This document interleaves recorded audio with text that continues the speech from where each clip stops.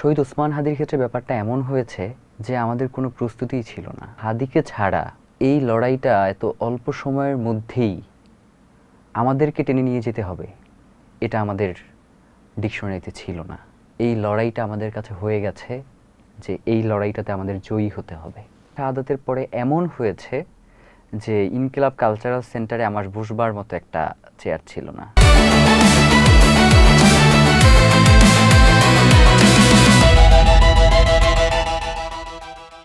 কিছু হত্যা শুধু একটি প্রাণ কেড়ে নেয় না, বরং একটি ঘুমন্ত জাতিকে জেগে ওঠার স্বপ্নে বুলডুজার চালিয়ে দিয়ে যায়। জুলাই অভ্যুত্থান পরবর্তী সময়গুলোতে অনেকেই যখন নিজেদের আখের গোছাতে ব্যস্ত, তখন একদল যুবক রাজনীতির র্যাট রেসের বাইরে দাঁড়িয়ে বাংলাদেশ, দেশের মানুষ, সাম্য ও সুবিচারের বার্তা নিয়ে উপস্থিত হয় রাজপথে। স্পষ্টভাবে জানান দেয় দীর্ঘদিনের অন্যের প্রেসক্রিপশনে খাওয়ানো ভ্রান্ত ন্যারেটিভ, সেটার দেয়াল ভাঙার সময় এসেছে, সুযোগ এসেছে নিজের সংস্কৃতি, নিজের মর্যাদা, নিজের পরিচয়ে মাথা উঁচু করে দাঁড়ানোর। হঠাৎ স্তব্ধতা, থেমে গেল সেই বজ্রকণ্ঠ প্রতিবাদ। শহীদ ওসমান হাদি, এটা একটা নামের ভিতরে আটকে নেই এখন, এটা এখন একটা জেনারেশনের স্পিরিট হয়ে আছেন, থাকবেন আজীবন। আজ প্রশ্নের মুখোমুখি অনুষ্ঠানে স্টুডিওতে আছেন ইনকিলাব মঞ্চের সদস্য সচিব আব্দুল্লাহ আল জাবের। জাবের, আপনাকে আমন্ত্রণ অনুষ্ঠানে। আসসালামু আলাইকুম। আপনাকে অসংখ্য ধন্যবাদ এনপিবির এই চমৎকার আয়োজনে আমাকে ডাকবার জন্য। আশা করি আজকে আমাদের যে আলাপটা সেটা বাংলাদেশের জন্য হবে। অবশ্যই বাংলাদেশের জন্য হবে। তার আগে আমি একটা জিনিস একটু জাবের আমি আপনার সাথে শেয়ার করতে চাই, সেটা হলো ওসমান হাদি ভাইয়ের অনেকগুলো কথার ভিতরে একটা কথা আমার সারাক্ষণ কানে বাজে। আমি যদি একদম অ্যাজ ইট ইজ পড়ি, উনি যেটা বলেছিলেন, উনি বলেছিলেন মাঝে মধ্যে মন খারাপ হয়, আমার 3 মাসের একটা বাচ্চা আছে, তাকে 30 মিনিট কোলে নিতে পারি নাই। সম্প্রতি আমার এক বড় ভাই জোর করে বাচ্চাকে কিছু উপহার দিয়েছে। আমার খুব বলতে ইচ্ছে করছিল, আল্লাহ আল্লাহ যদি আমাকে নিয়ে যায়, বাচ্চাটার দিকে খেয়াল রাখেন, তবে কথাটা বলতে পারি নাই। এই যে লাইনটা, আমি এই লাইন দিয়ে শুরু করতে চাই। হাদি ভাইয়ের সন্তানটা কেমন আছে ভাই? হাদি ভাইয়ের সন্তান, ওর বয়স 1 বছর 1 মাস এখন। তো ও আলহামদুলিল্লাহ ভালো আছে। মানে এই ভালো আছে বলাটা তো আমাদের জন্য ভীষণ কঠিন, কারণ বাবা ছাড়া তো আসলে ভালো থাকা যায় না। এক্স্যাক্টলি। আমার খুব মনে আছে যে আমার বাবা একটু গুরুগম্ভীর প্রকৃতির মানুষ ছিলেন, তবুও ছোটোবেলায় তার হাত ধরে ধরে আমি মসজিদে যেতাম, বা আমাদের দোকান ছিল, আব্বার সাথে আবদার করতাম আমাকে নিয়ে যাওয়ার। তো এই আবদারগুলো তো বাবার সাথেই করা যায়, এই আবদারগুলো কিন্তু অন্য কারোর সাথে করা যায় না, তারা কখনো বিরক্ত হন না। তো ও আসলে ভালো আছে বাহ্যিক দৃষ্টিতে, কিন্তু ও যখন আস্তে আস্তে বড় হবে তখন হয়তো ভালো থাকবে না। তবে আমরা চাই আগামীর বাংলাদেশের জন্য শহীদ ওসমান হাদির সেই ছোট্ট ফিরনাস, যাকে তার মৃত্যুর আগের একটা শোতে সে দেখে রাখবার জন্য বলেছিলেন, আমাদের বাংলাদেশের মানুষের উচিত শহীদ ওসমান হাদির সন্তানকে দেখে রাখা, যাতে সন্তানটা ভালো থাকে। আমার একটা সন্তান আছে, আমি এক সন্তানের বাবা। আমি জানি যে একজন বাবা না থাকলে, একজন বাবার অবর্তমানে একজন সন্তান আসলে কেমনটা থাকে, এটা আই ক্যান রিয়েলাইজ। যাদের সন্তান আছে তারা অবশ্যই এটা রিয়েলাইজ করবে। আপনি যেভাবে বললেন আমি আমি আমি আমি বুঝতে পেরেছি। ভাইয়া, একটা জিনিস একটু জানতে চাই যে বাংলাদেশের সার্বভৌমত্ব, ইনসাফ ভিত্তিক রাষ্ট্র গঠন ও ভারতের আধিপত্যবাদ বিরোধী যোদ্ধাদের মধ্যে যাদের নাম আমরা উচ্চারণ করি সম্মানের সাথে, তার ভিতরে শহীদ ওসমান হাদি অন্যতম। এ বিষয়ে কারো কোনো সন্দেহ নাই। হাদি ভাইয়ের মৃত্যুর পর ইনকিলাব মঞ্চের কার্যক্রম কেন জানি স্থবির হয়ে গেছে, হয়ে যাওয়াটাই স্বাভাবিক ছিল। এই পথ চলাটা এখন আপনার একদম ব্যক্তিগতভাবে আপনার জন্য কতটা কঠিন আমাকে একটু বলবেন? প্রথমত যে ব্যাপারটা ঘটছে আমাদের সাথে সেটা হচ্ছে মানে শহীদ ওসমান হাদি তিনি বারংবার তার শাহাদাতের তামান্না জনমানুষের সামনে প্রকাশ করেছেন, কিন্তু শহীদ ওসমান হাদির ভাই এবং বোন যেমন আমরা কিন্তু প্রত্যেকেই মানে আমাদের বাবা মাদের বয়স হয়, তারা বৃদ্ধ হয়ে যান, এক সময় মৃত্যুর দ্বার প্রান্তে দাঁড়িয়ে থাকেন, এরপরেও মনে হয় যে তারা আর কিছুদিন বাঁচুক, আর কিছুদিন তাদের সঙ্গে আমরা কথা বলি, একটু তাদের কোলে মাথা রাখি। শহীদ ওসমান হাদির ক্ষেত্রে ব্যাপারটা এমন হয়েছে যে আমাদের কোনো প্রস্তুতিই ছিল না। মানে শহীদ ওসমান হাদিকে ছাড়া এই লড়াইটা এত অল্প সময়ের মধ্যেই আমাদেরকে টেনে নিয়ে যেতে হবে, এটা আমাদের ডিকশনারিতে ছিল না। তো আমরা এখন শহীদ ওসমান হাদি থাকা অবস্থায় আমরা যে লড়াইটা করেছি সেটা বাংলাদেশের স্বাধীনতা, সার্বভৌমত্ব রক্ষা, সীমান্ত সুরক্ষা, সাংস্কৃতিক আধিপত্যবাদের মোকাবেলা, সাধ্যে যতটুকু কুলায়। শহীদ ওসমান হাদির শাহাদাতের পরে এই লড়াইটা আমাদের কাছে হয়ে গেছে যে এই লড়াইটাতে আমাদের জয়ী হতে হবে। জয় হতে হবে। আগের ব্যাপারটা ছিল সাধ্যে যতটুকু কুলায়, আর এখন ব্যাপারটা গিয়ে দাঁড়িয়েছে যে আমাদেরকে অবশ্যই এখান থেকে বিজয়ী হওয়া ছাড়া আমাদের পেছনে ফেরবার কোনো সুযোগ নাই। তো ইনকিলাব মঞ্চের বর্তমান স্থবিরতার যে ব্যাপারটা সেটা হচ্ছে একটু ভাইয়ের শাহাদাতের পর থেকেই ছন্দপতনের একটা ব্যাপার বাংলাদেশের মানুষ প্রত্যক্ষ করেছে। এটার ক্ষেত্রে বেশ কিছু ব্যাপার রয়েছে, যেমন ধরেন মানুষ যেটা বাহ্যিক দৃষ্টিতে দেখে এর থেকেও যেই জিনিসটা দেখে না সেইটার শক্তি অনেক বেশি, সেইটাকে মোকাবেলা করাটা অনেক কঠিন। তো আমাদেরকে মানুষ যেটা দেখে না সেই জিনিসটারও ভীষণ সময় ধরে, অনেক সময় ধরে, লম্বা সময় ধরে মোকাবেলা করতে হয়েছে। শহীদ ওসমান হাদির শাহাদাতের পরে এমন হয়েছে যে ইনকিলাব কালচারাল সেন্টারে আমার বসবার মতো একটা চেয়ার ছিল না। শহীদ ওসমান হাদির শাহাদাতের পরে শহীদ ওসমান হাদির মৃতদেহ কোন রাস্তা ধরে আসবে এইটা আমার জানবার কোনো সুযোগ ছিল না, বা আমাকে যেইটা জানানো হয়েছে আমি জনগণকে বলেছি যে আমরা শাহবাগের দিকে আসছি। জনগণ রাস্তার দুই ধারে তারা শহীদ ওসমান হাদিকে, তাদের বাংলাদেশের আজাদির সন্তানকে তাদের মতো করে গ্রহণ করবার জন্য, অভিবাদন জানানোর জন্য রাস্তার দুই পাশে দাঁড়িয়েছিল। কিন্তু গাড়িতে উঠবার পরে দেখলাম যে আমরা ক্যান্টনমেন্টের ভিতর দিয়ে যাচ্ছি, আমরা আসলে গণমানুষের রাস্তা থেকে যাচ্ছি না।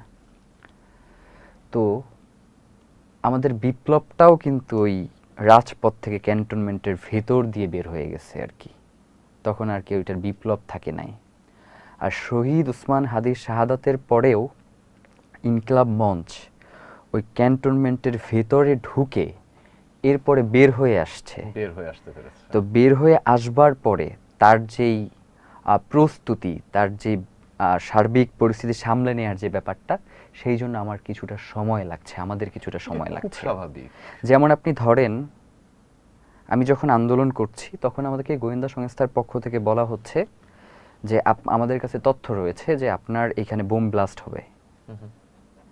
এরপরে যদি আমি আন্দোলন কন্টিনিউ করি তখন সেক্ষেত্রে আমাকে এইভাবে দোষারোপ করা হবে যে আমাদের জায়গা থেকে আমরা জানিয়েছি কিন্তু তারা আমাদের কথা শুনে নাই, তারা কোনো পদক্ষেপ গ্রহণ করে না, যার জন্য আজকের এখানে যে সকল মানুষ হতাহত হয়েছে এর পিছনে দায়ভার ইনকিলাব মঞ্চের এবং আব্দুল্লাহ জাবেরের। তো আমার কাছে তখন আন্দোলনকে সংক্ষিপ্ত করবার বাইরে আর কোনো সুযোগ ছিল না। নাম্বার 2, শহীদ ওসমান হাদির শাহাদাতের পূর্ববর্তী সময়ে যেই সকল মানুষদেরকে শহীদ ওসমান হাদি একরকমের ব্ল্যাঙ্ক চেক দিয়ে রেখেছিলেন, শাহাদাতের পরে তাদের একটা আমরা ভিন্ন রূপ দেখতে পেয়েছি। মানে রূপটা এমন যে মনে হয় যে কোনো কালে তাদেরকে আমরা চিনি না, তাদেরকে আমরা কোনো দিন দেখি নাই, তাদের সাথে আমাদের কোনো পরিচয় নাই। তো এই জন্য ব্যাপার যেটা হয়েছে সেটা হচ্ছে আমরা মোটামুটি একরকমের অভিভাবক শূন্য হয়ে পড়েছিলাম। আমাদের পাশে দাঁড়াবার মতো কেউ ছিল না, সবাই শুধু মাথায় হাত দিয়ে তোমরা লড়াই করো, আমরা আছি তোমাদের আছি জন্য, তোমাদের দোয়া। সাথে। এর বাইরে আমাদের পাশে কেউ ছিল না।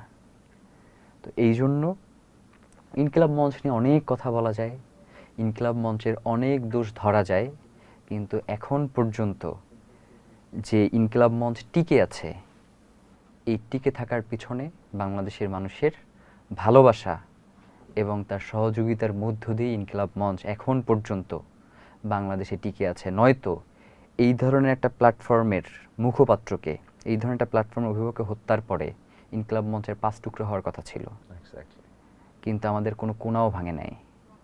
exactly. তো ইনশাআল্লাহ আমি বিশ্বাস করি, খানিকটা ছন্দপতন থাকলেও গত 1.5 বছর ধরে আমরা মূলত রাস্তাতেই ছিলাম, আমাদের সংগঠন সাজানো ছিল না। মানে আমরা যেখানেই যাইতাম ওই 20-25 জন। তা আমরা সময় নিচ্ছি সংগঠনকে সুন্দর করে সাজিয়ে বাংলাদেশের গণমানুষের দাবিতে রাজপথে আবারও একত্র হওয়ার জন্য আমরা প্রস্তুতি গ্রহণ করছি। তা আমাদেরকে সেই প্রস্তুতি গ্রহণ করবার জন্য আমাদেরকে একটু সুযোগ দিতে হবে। শহীদ ওসমান, আমাদেরকে অনেকেই প্রশ্ন করে যে শহীদ ওসমান হাদির হত্যার বিচারটা করবেন না? আমি ঠিক এর জি। পরের প্রশ্নটা আমার এটাই ছিল। জি। আপনি তো উত্তরটা বিচারটা দেন। করবেন না মানে এখন আমরা তো আসলে রাষ্ট্রের প্রয়োজনে, বাংলাদেশের প্রয়োজনে কথা বলা সবথেকে বলিষ্ঠ কণ্ঠস্বর ইনকিলাব মঞ্চের দায়িত্বশীল হলেও রাষ্ট্রের সবথেকে ক্ষমতাহীন মানুষ আমরা, যাদেরকে কোনোদিন সচিবালয়ের বারান্দাতেও দেখা যায় নাই, যারা কোনোদিন ক্ষমতার কাছে গিয়ে নিজেদের স্বতন্ত্র মূল্যবোধকে বিসর্জন দেয়নি, যার কারণে রাষ্ট্রের সবথেকে আলোচনায় থেকেও রাষ্ট্রের সবথেকে ক্ষমতাহীন মানুষ আমরা। যদি আমরা বিচার করতে পারতাম তাহলে বাংলাদেশের মানুষকে আর এই অপেক্ষাটুকু করতে হইতো না। এই দায়িত্ব তো রাষ্ট্রের। রাষ্ট্র আমাকে জিজ্ঞেস করছে যে আপনি কোন তদন্ত সংস্থার মাধ্যমে শহীদ ওসমান হাদি হত্যার তদন্ত করাবেন। তা আমি বলেছি আদালতে যে আমি কোনো মেয়ে দেখতে আসি নাই, যে মেয়ে কালা না মেয়ে ফর্সা বা মেয়ে খাটো নাকি লম্বা এইভাবে সিলেক্ট করে এরপরে আমার মেয়ে পছন্দ না, করতে এটা হবে। মাল্টিপল চয়েসের Exactly. অপশনের কিছুই নাই। মানে কি ভাই? তো পরবর্তীতে আমি বলেছি রাষ্ট্র ঠিক করবে শহীদ ওসমান হাদি হত্যার বিচার কোন তদন্ত সংস্থার মধ্য দিয়ে করাইলে এর প্রকৃত খুনিরা বের হয়ে আসবে এবং বিচারটুকু সুবিচার নিশ্চিত হবে। সুবিচার নিশ্চিত হবে, অথেন্টিক থাকবে। এক্স্যাক্টলি। কিন্তু রাষ্ট্র আমাদেরকে সেইভাবে সহযোগিতা করছে না। এই রাষ্ট্র কারা? এই রাষ্ট্র আসলে কি চায়? সে কি গণমানুষের অধিকার কেড়ে নিতে চায়? সে কি বিগত 17 বছর বাংলাদেশকে যে ফ্যাসিবাদী কাঠামোর মধ্য দিয়ে বাংলাদেশের মানুষকে গুম খুন হত্যা করা হয়েছিল সেই রাষ্ট্র চায়, নাকি সে বাংলাদেশের গণমানুষের হয়ে কথা বলতে চায়, তার অধিকার প্রতিষ্ঠা করতে চায়? গত 1.5 বছর এবং বর্তমান সরকার শহীদ ওসমান হাদির শাহাদাতের পরে অন্তর্বর্তীকালীন সরকারের উপদেষ্টা একবারের জন্য তিনি বলতে পারলেন না যে আমি শহীদ ওসমান হাদির হত্যার বিচার করব। তিনি বললেন আমি শহীদ ওসমান হাদিকে ধারণ করি। ধারণ কইরা লাভ নাই ভাই। শহীদ ওসমান হাদিকে ধারণ করবেন আগে তো আপনি বিচার করে। আগে বিচারটা করেন, তো হ্যাঁ, তারপরে ধারণ করেন, অসুবিধা নাই। বিচার নিশ্চিত না করে তো তাকে ধারণ করবার সুযোগ নাই। তো আবার মানে এটা একটা পলিটিক্যাল স্টেটমেন্ট, একদম পলিটিক্যাল এক্স্যাক্টলি স্টেটমেন্ট। যেই কাজটা বাংলাদেশের ম্যাক্সিমাম রাজনৈতিক দল করেছে শহীদ ওসমান হাদিকে নিয়ে। ইলেকশনের আগে একজন এসে কবর জিয়ারত করে গেছে, ইলেকশনের আগে একটা দল তাদের ইলেকশন ক্যাম্পেইনে শহীদ ওসমান হাদির ছবি নিয়ে পুরো বাংলাদেশ ঘুরিয়ে বেরিয়েছে, একটা দল শহীদ ওসমান হাদির হত্যার বিচার নিশ্চিত করবে বলে জনগণকে আশ্বস্ত করেছে। কিন্তু ঠিক ইলেকশনের পরে এসে তার চিত্রটা আমরা খুব একটা মানে দৃশ্যমান চিত্র আমরা খুঁজে পাই না আর কি। তখন আমাদের কাছে শুধুই মনে হয় যে উসমান হাদি তাদের কাছে ছিল শুধুমাত্র একটা ভোট ব্যাংকের টুল, এর বাইরে আর কিছুই নয়। Political Trump card. কিন্তু আমি একটু অন্তর্বর্তীকালীন সরকারের ওখানে আসি। এটা আমি জানি না এটা এভাবে সরাসরি প্রশ্ন করাটা ঠিক হচ্ছে কিনা, তারপর আমি একটু জানতে চাই আপনি কি মনে করেন যে অন্তর্বর্তীকালীন সরকার যখন দায়িত্বে ছিল, যখন এই ওসমান হাদি হত্যাকাণ্ডটা হয়, তখন তারা আন্তরিক ছিল খুব বেশি আন্তরিক ছিল যে খুনিকে ধরার কিংবা বিচার প্রক্রিয়াটা করার? আপনারা তো রাজপথে ছিলেন, আমি যতদূর সংখ্যা যদি বলি আপনারা বেশ একটা লম্বা সময় আপনারা রাজপথে ছিলেন, অ্যাক্টিভ ছিলেন, এবং তখন বলা হইতো যে ও আচ্ছা ইনকিলাব মঞ্চ অন্তর্বর্তীকালীন সরকারের পৃষ্ঠপোষকতাই তো রাজপথে আছে, মানে এরকম করেও বলা হয়েছে। আপনি আমাকে একটু ভেতরের খবরটা আমরা বলেন তো। দুইটা প্রশ্নেরই উত্তর দিই। জি প্লিজ। সেটা হচ্ছে অন্তর্বর্তীকালীন সরকারের সময়ে অন্তর্বর্তীকালীন সরকারের বিরোধিতা করে বিভিন্ন বিষয়ে সব থেকে যদি কেউ রাজপথে সক্রিয় এবং বলিষ্ঠ কণ্ঠস্বর বাংলাদেশে থেকে থাকে সেটা ইনকিলাব মঞ্চ। তাদের সমালোচনা করে নিঃসন্দেহে। সেকেন্ড যেই ব্যাপারটা সেটা হচ্ছে অন্তর্বর্তীকালীন সরকারের আন্তরিকতা। মানে এমনটা ভাববার কোনোভাবেই সুযোগ নাই যে অন্তর্বর্তীকালীন সরকারে যারা ছিল সবাই দুধের ধোয়া তুলসী পাতা। এই অন্তর্বর্তীকালীন সরকারই এমনও লোক ছিল যারা পরবর্তী সময়ে বলেছে যে অমুক রাজনৈতিক দলকে যাতে তারা ক্ষমতায় আসতে না পারে এই জন্য আমরা আমাদের জায়গা থেকে সর্বোচ্চ চেষ্টা করেছি, এমন কথা তো তারা বলেছে বলেছে না? বলেছে। আবার এই অন্তর্বর্তীকালীন সরকারের সময়ে যারা নিরাপত্তা উপদেষ্টায় ছিল, যারা বারংবার বলেছে আমাদেরকে যে এখন যদি আমরা রাজপথে এইভাবে দখল করে রাখি তাহলে এই যে জুলাই গণ অভ্যুত্থান আমরা ঘটাইলাম, যাদের বিরুদ্ধে আমাদের জুলাই গণ অভ্যুত্থান হইল, তারা কিন্তু বাংলাদেশে ফিরবার একটা সুযোগ পেয়ে যাবে। জুজুর ভয়। জুজুর ভয়। এই জুজুর ভয় যারা দেখাইলেন তাদেরকে দেখলাম পরবর্তী সময়ে বিএনপি সরকারের পররাষ্ট্রমন্ত্রী হয়ে গেলেন। এই জুজুর ভয় যারা দেখাইলেন তাদেরকেই পরবর্তী সময়ে দেখলাম যে তারা অ্যাটর্নি জেনারেল হয়ে গেলেন, আইনমন্ত্রী হয়ে গেলেন। আইনমন্ত্রী হয়ে গেলেন অ্যাটর্নি জেনারেল থেকে। তো এখন এই ব্যাপারটা খুব স্বাভাবিক ব্যাপার হয়ে দাঁড়িয়েছে যে মানে নির্বাচনের জন্য বাংলাদেশের মানুষকে কি অধিকার থেকে বঞ্চিত করা যাবে কিনা, মানে নির্বাচনকে সামনে রেখে বিচার চাওয়া যাবে না, রাজপথে আন্দোলন করা যাবে না, এই ফ্রেমটা কে তৈরি করে দিল? এটা তো ফেসিবাদী ফ্রেম। সেটাই। তার মানে কি অন্তর্বর্তীকালীন সরকারও কোনো না কোনোভাবে এই ফেসিবাদের অংশ হয়েই ছিলেন কিনা, ওই লেগেসিটাই ওই কন্টিনিউ করেছে। লেগেসিটাই কন্টিনিউ করেছিলেন কিনা? নিঃসন্দেহে। মানে এমন একটা ব্যাপার দাঁড়িয়েছিল যে ওয়াশরুমে যাওয়ার আগেও নির্বাচনের আগে যাব না পরে যাব এই ধরনের একটা ভাববার মতো একটা প্রবণতা তৈরি হয়ে গেছিল মানুষের কাছে। আমরা আমাদের জায়গা থেকে সর্বোচ্চ চেষ্টা করেছি। বাংলাদেশের কোনো রাজনৈতিক দল বলতে পারবে না যে শহীদ ওসমান হাদির হত্যার খুনিদেরকে বিচারের মুখোমুখি করবার জন্য তাদের কাছে আমরা সাহায্য চাইনি। সাহায্য পেয়েছেন মানে মানে কনভারসেশন সাহায্য পাননি তো বটেই। আপনাকে শুরুতেই বলেছে যে মাথায় হাত দিয়ে দোয়া করে দেয়া ছাড়া আবার অনেকে তো দেখাই করে নাই। ওকে। অনেকে আমাদের সাথে দেখাই করে নাই। তো এই যে ব্যাপারগুলো, এই ব্যাপারগুলোতে খুব বেশি পরিষ্কার হয়ে যায় যে শহীদ ওসমান হাদির যে হত্যাকাণ্ড, এই হত্যাকাণ্ডটা কোনো একপাক্ষিক সিদ্ধান্ত হয়নি, এটি একটি সমঝোতার ভিত্তিতে হয়েছে। এই সমঝোতাটা কারা করেছে? আপনার কাছে কি মনে হয় শুধুমাত্র আওয়ামী লীগের মধ্যেই একটা দেশবিরোধী চক্রান্ত কাজ করত? এটা বাংলাদেশের প্রত্যেকটা রাজনৈতিক দলের মধ্যে রয়েছে। এই সকল রাজনৈতিক দলের মধ্যে যারা বাংলাদেশের স্বাধীনতা সার্বভৌমত্বকে বিকিয়ে দিতে চাইছে দীর্ঘকাল ধরে, যারা কোনোভাবেই চায় নাই যে বাংলাদেশের মানুষ নতুন করে তার দেশকে নিয়ে ভাবুক, যারা কোনোভাবেই চায় নাই যে বাংলাদেশের মানুষ ইন্ডিয়ান শির বলয় দ্বারা থেকে উঁচু বের করে হয়ে আসুক। ইন্ডিয়ান বলয় থেকে বের হয়ে আসুক, এই পুরো গোষ্ঠীর একাত্মতার ভিত্তিতে, সমঝোতার ভিত্তিতে এই So, হত্যাকাণ্ড এটা একটা সংঘটিত কালেকটিভ হয়েছে। মুভমেন্ট। এক্স্যাক্টলি। তাও ভালো। মানে আপনি দেখেন যে শহীদ ওসমান হাদি অন্তত সেই মানুষটা যেই মানুষটার ইস্যুতে অনেকগুলা রাজনৈতিক দল একমত হয়েছে। নরমালি তো ঐক্যমত্য কমিশনে ঐক্যমত্য হয় না, যে ঐক্যমত্য কমিশনে এই ঐক্যমত্য হয় না, শহীদ ওসমান হাদিকে সরানোর জন্য রাজনৈতিক দলগুলো ঐক্যমত্যে চলে আসলো এবং তাকে সরিয়ে দিল পদ থেকে। মানে পুরনো অদ্ভুত না? বন্দোবস্ত তো আসলে খুবই মজার ব্যাপার।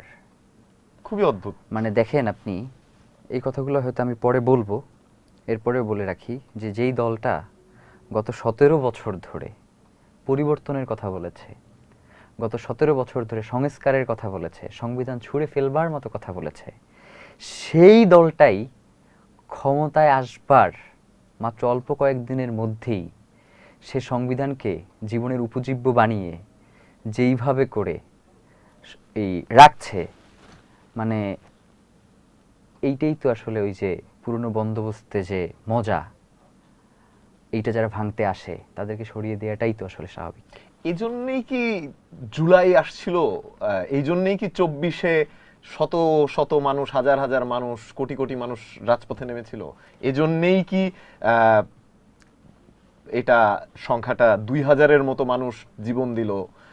এজন্যই কি 30,000-এর মতো মানুষ হাত পা চোখ নাক কান এগুলো হারালো? মানে অদ্ভুত না? আপনি এইটাকে কিভাবে দেখেন বলেন তো? দেখেন, প্রথম ব্যাপার যেটা সেটা হচ্ছে শহীদ ওসমান হাদি একটা কথা বলতেন যে আমাদেরকে তুমুল যোগ্যতা অর্জন করতে হবে। এই কথাটা মানে ভার কি, এটা হয়তো আমরা এখন পর্যন্ত ওইভাবে করে উপলব্ধি করতে পারি নাই। মানে যেই মানুষটার জন্য ক্ষমতা খুব সহজলভ্য, যেই মানুষটার জন্য রাজপথ খুব সহজ মাতিয়ে রাখা, সেই মানুষটা রাজপথ ছেড়ে সবাই তুমুল যোগ্যতা অর্জন করতে বলে কেন? মানে তার তো রাজপথের লোক দরকার। যোগ্যতা অর্জন করতে বললে তো রাজপথে থাকবে না, মানুষ তো টেবিলে চলে যাবে, পড়ার টেবিলে যাবে বা হচ্ছে কাজে কর্মে মনোনিবেশ করবে। তাহলে সেই মানুষ সবাই যোগ্যতা অর্জন করতে বলে কেন? এই জন্যই বলে যে জুলাইয়ে এত বড় একটা গণ অভ্যুত্থান হয়ে যাওয়ার পরেও জুলাইয়ের যেই সুফল, যেই লক্ষ্য উদ্দেশ্য নিয়ে জুলাই ঘটেছে, সেটা বাস্তবায়িত হয় নাই। কারণ কি? দ্য থিং ইজ শুধুমাত্র ভোট এবং ক্ষমতার পালাবদলের জন্য জুলাই নিশ্চয়ই হয় নাই। এক্স্যাক্টলি, আমি সেটাই বলতে চাইছি যে জুলাই যেই উদ্দেশ্য নিয়ে হইছে, সেই উদ্দেশ্য আসলে বাস্তবায়ন হয় না। কারণ আমাদের পূর্ব প্রস্তুতি ছিল না। আমাদের কাছে শুধুমাত্র একটা জিনিস ছিল, সেটা হচ্ছে হাসিনাকে তাড়াইতে হবে।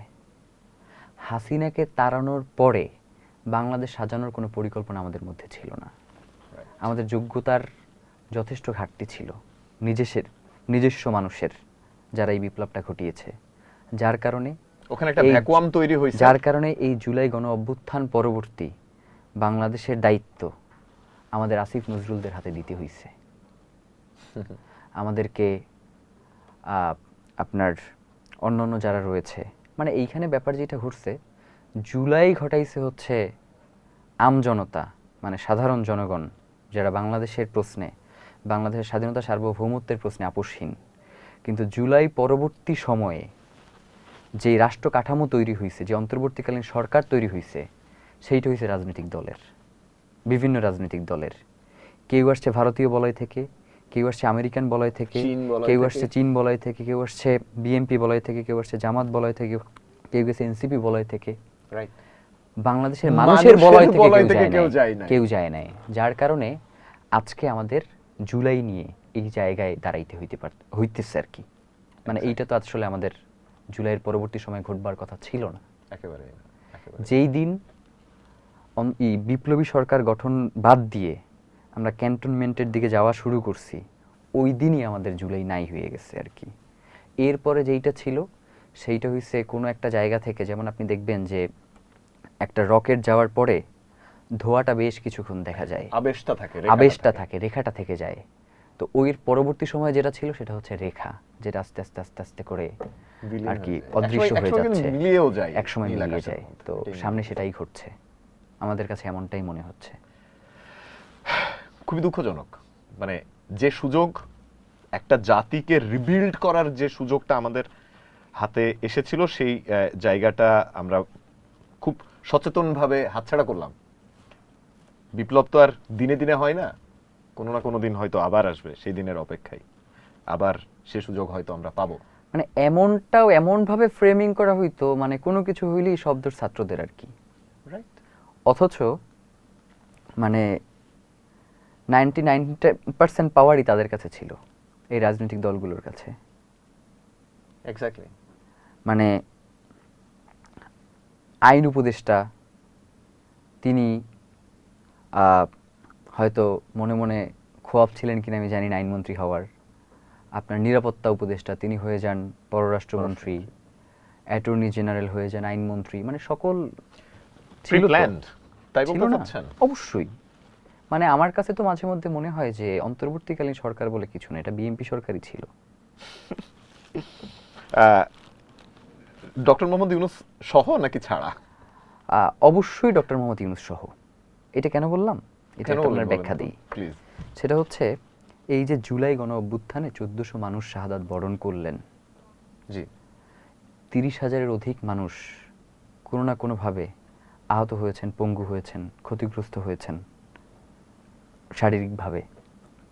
এই একটা মানুষের সাথে আলাপ না করে, বাংলাদেশের কোনো রাজনৈতিক দলের সাথে আলাপ না করে উনি লন্ডনে গিয়ে একতরফাভাবে তারেক রহমানের সাথে বৈঠক করে নির্বাচনের তারিখ ঘোষণা করে দিলেন। গতকাল সংসদে বলা হয়েছে ট্রফি তুলে দিয়েছেন।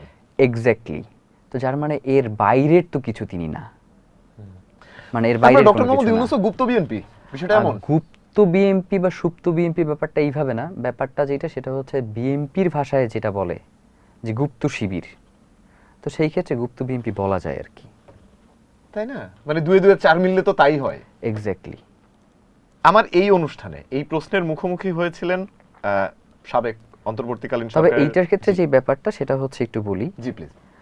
আপনার অন্তর্বর্তীকালীন সরকারের সময় যেই জিনিসটা ছিল সেটা হচ্ছে অন্তত মানুষের মত প্রকাশের স্বাধীনতাটুকু ছিল, মানুষ কথা বলতে পারত, সে চাইলেই যমুনার সামনে গিয়ে বসতে পারত, সে যে কোনো আন্দোলন সংগ্রাম করতে পারত। সেইটা কিন্তু সরকার গঠন হওয়ার পরে পারছে না। আপনি দেখেন যে সামান্য পোস্ট, মানে নিজেও লেখে নাই, পোস্ট শেয়ার করবার কারণেও কিন্তু মানুষ গ্রেফতার হয়ে যাচ্ছে। হ্যাঁ হচ্ছে তো, গত 5 তারিখেও এইটা তো আসলে সূচনা। এই সূচনা দিয়ে আসলে তারা টেস্ট করতেছে যে সামনে আসলে তারা কোন ওয়েতে আগাবে। কোন পথে বাংলাদেশ আপনার কি মনে হয়? আমার কাছে যে জিনিসটা সেটা হচ্ছে, মানে বর্তমান সরকার চাইলেও তার আওয়ামী লীগ হওয়ার কোনো সুযোগ নাই। কারণ আওয়ামী লীগ সরকারের এমন একটা ন্যারেটিভ নির্মাণ করবার দল ছিল, নিজস্ব সাংস্কৃতিক আধিপত্য ছিল, যেটা বিএনপি নাই। নাই মানে নাই, এটাতে 100-তে 0 সে। আচ্ছা, যে তার পক্ষে মত উৎপাদন করে তাকে দীর্ঘদিন ধরে ক্ষমতায় টিকিয়ে রাখবে, সেই সুযোগটা তার কাছে নাই। চাইলেও সে আওয়ামী লীগের মতো ফ্যাসিবাদী রাষ্ট্র ব্যবস্থা কায়েম করতে পারবে না। তো যেইটা সে পারবে না, সেইটা নিয়ে চেষ্টা করা আমার কাছে মনে হয় যে তার নিজের জন্যই আসলে সমস্যাজনক। বিএনপি স্বার্থে তাকে এই জায়গা থেকে বের হয়ে আসতে পারতে হবে। কারণ আমরা অতীতেও দেখেছি যে যখন বিএনপি, জামাত সহ এই রাজনৈতিক দলগুলো ক্ষতিগ্রস্ত হয়, তখন পক্ষান্তরে বাংলাদেশ ক্ষতিগ্রস্ত হয়, বাংলাদেশের মানুষের স্বাধীনতা সার্বভৌমত্ব বিপন্ন হয়। তো এই জন্য আমরা সবসময় তাদেরকে যতই বকাঝকা করি, যা কিছুই করি না কেন, আবার এক হাত দিয়ে ধরে রাখবারও চেষ্টা করি, যাতে ও আরেক হাত দিয়ে ভারতকে ধরে না ফেলে। ভারতকে ধরে ফেলার প্রসঙ্গে বললেন, আপনার কি মনে হয় যে বাংলাদেশের রাজনীতি ভারত বলয় থেকে বের হয়ে এসে স্বমহিমায় সগৌরবে বাংলাদেশপন্থী পলিটিক্স বাংলাদেশের মাটিতে দাঁড়িয়ে করতে পারবে? আমরা মনে হয় আপনি কি দেখতে পাচ্ছেন কিনা? কিছুটা আমরা শুরু করেছিলাম।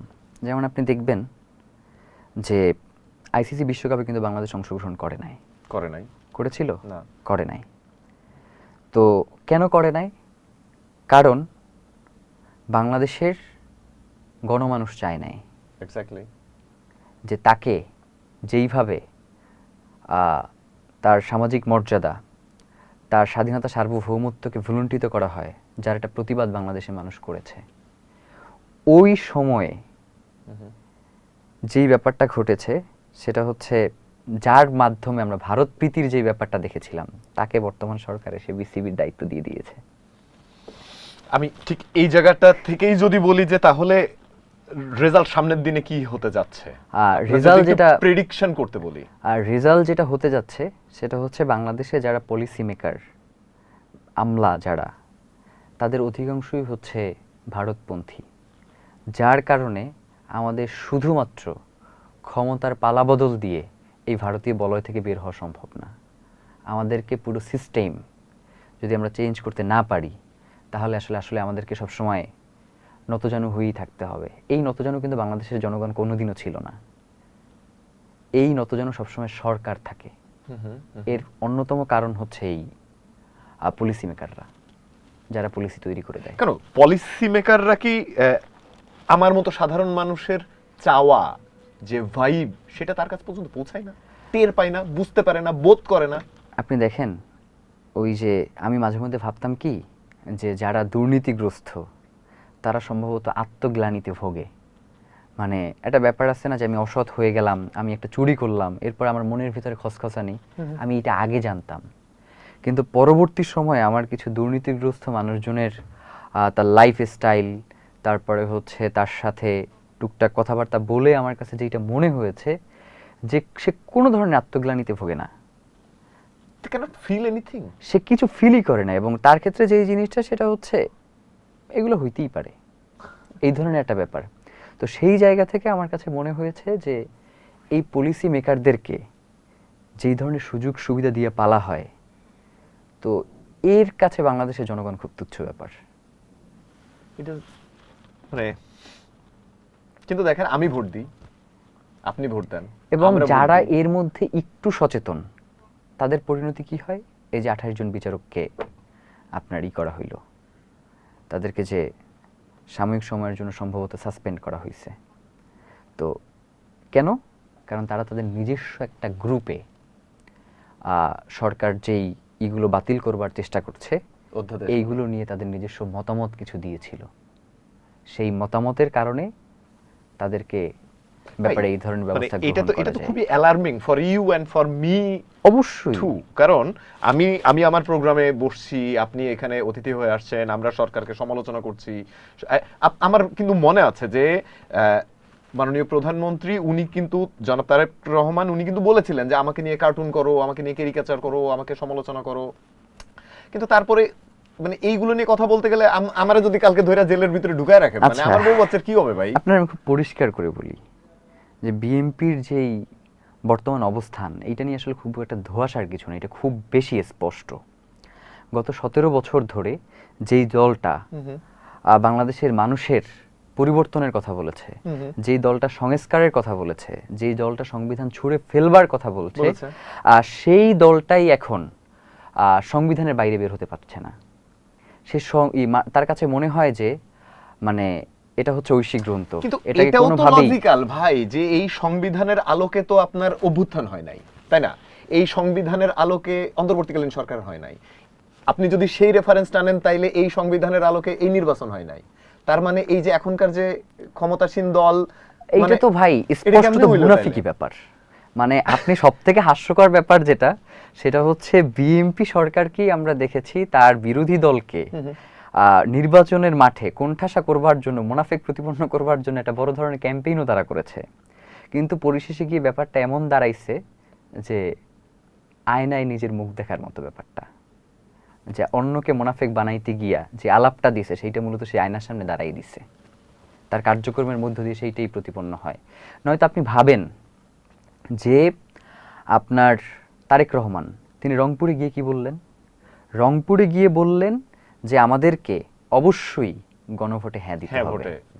ভোট দিতে হবে। তখনই আমরা কিছুটা আশ করতে পারছিলাম যে উনি মূলত আসলে ভোটের জন্য এই কথাটা বলছে।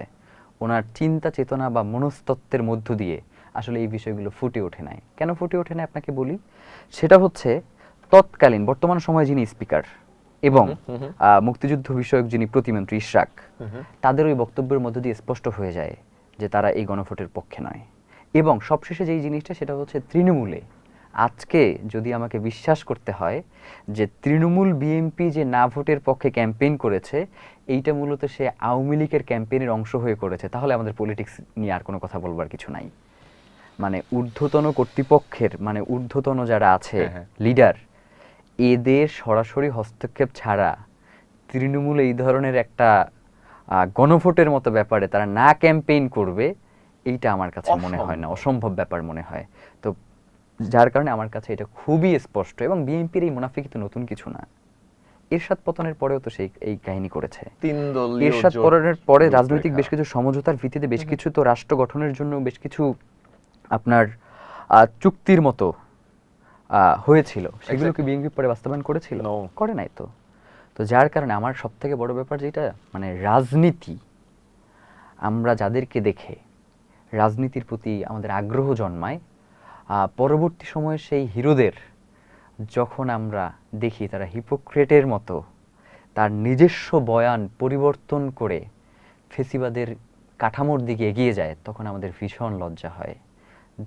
ডার্ক নাইট মুভিতে একটা ডায়লগ আছে এই রকমের যে you either die a hero or a live long enough to see যে তুমি আসলে ভিলেন হয়ে যাও আর কি, বিকাম দ্য ভিলেন।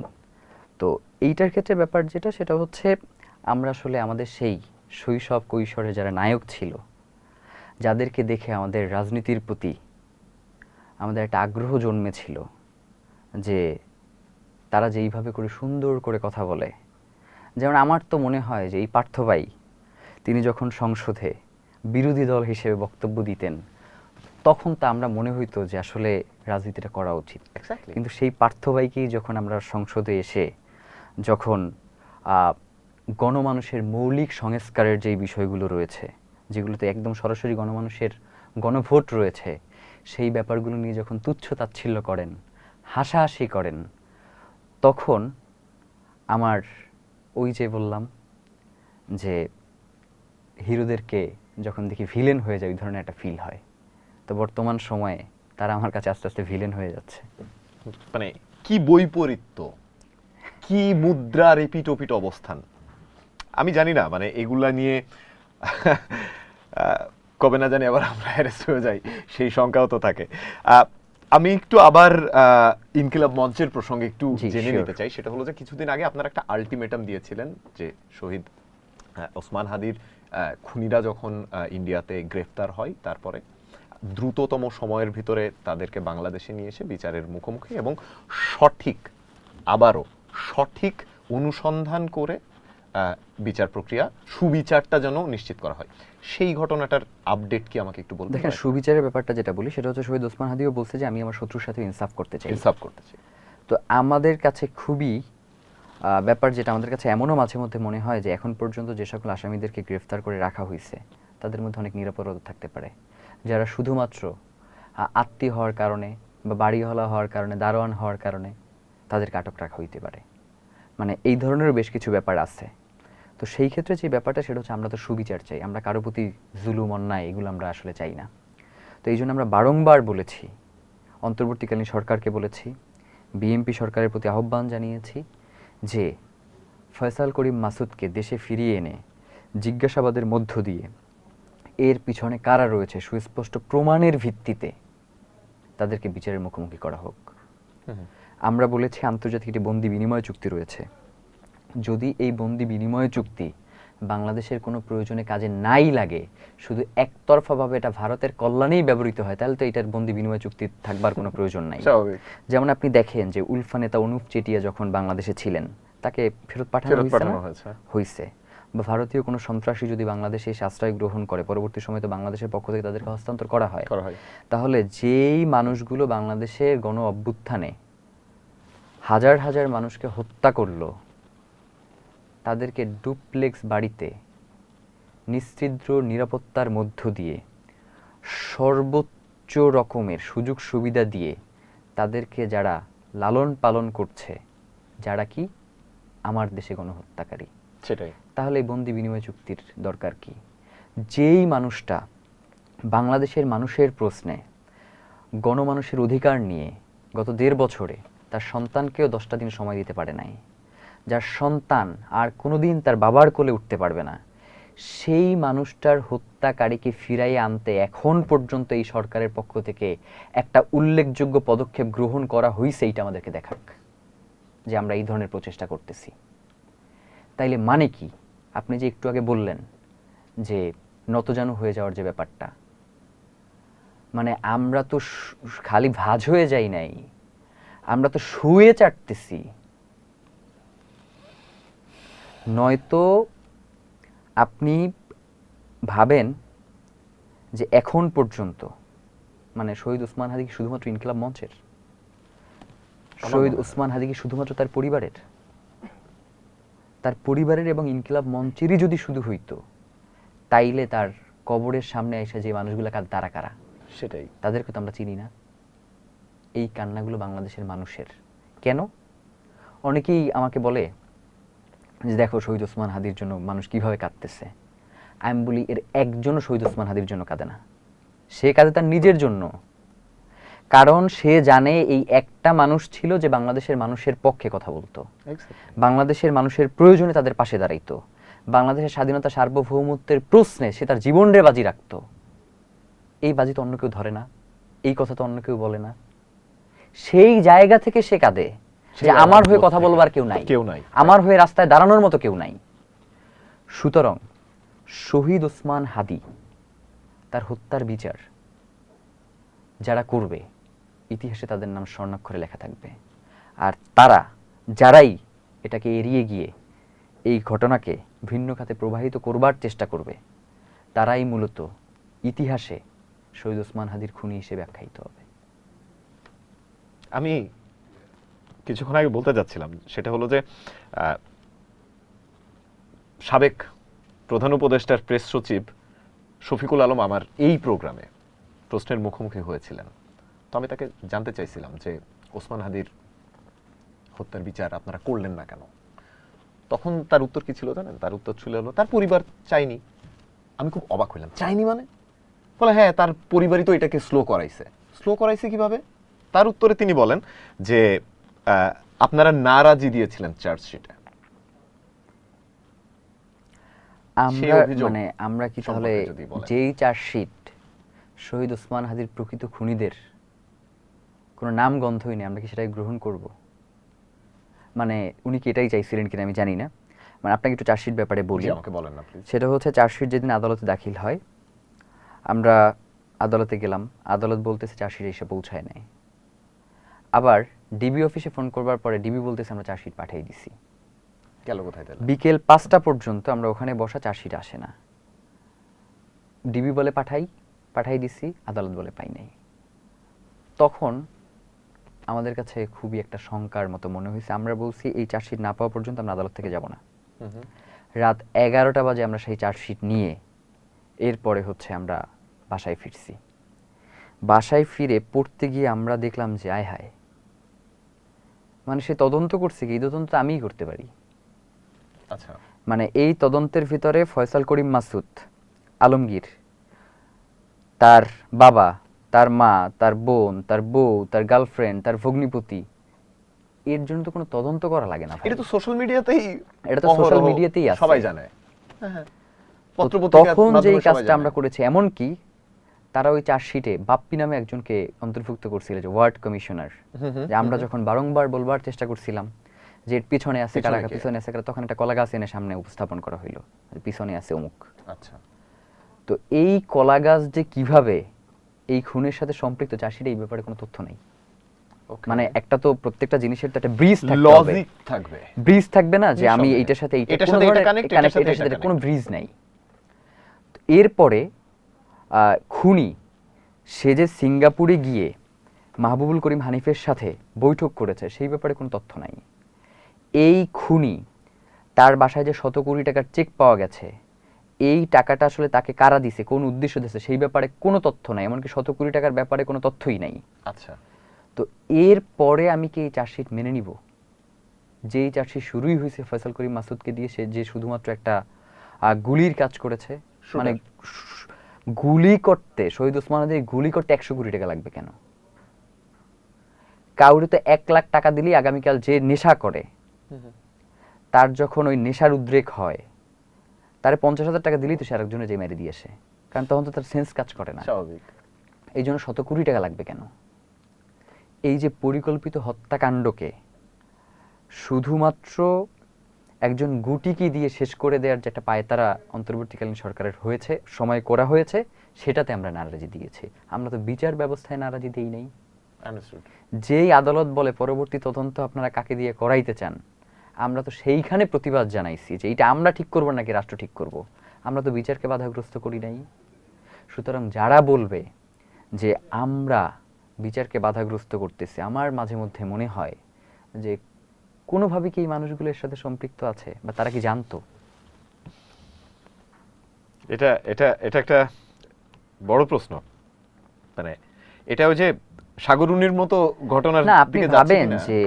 যে আমি এটা অনেক জায়গায় বলেছি যে রাত 12টার সময় আমাকে গোয়েন্দা সংস্থার থেকে ফোন করে বলা হয় যে যেইখানে শহীদ ওসমান হাদি গুলিবিদ্ধ হয়েছে ওইখানের সিসিটিভি ফুটেজ আমি সংগ্রহ করে দিতে পারবো কিনা, মানে এটা কি আপনি? আমার কাজ? আপনার কাছে চাই? আমার কাছে এটা চাই। জোক। মানে এইটা কি আমার কাজ? আমি তখনই কিন্তু এইটা ওই যে আমি ইসের সামনে এভার কেয়ারের সামনে যখন সংবাদ সময় তখন আমি এটা বলছি যে এইটা কি আমার কাজ কিনা। আবার ধরেন মানে আমার কাছেও তো অনেক ধরনের ইনফরমেশন থাকতে পারে আবার নাও থাকতে পারে, তাই না? তো আমার সাথেও তারা একটু পরামর্শ করবে যে কোন ব্যাপারে।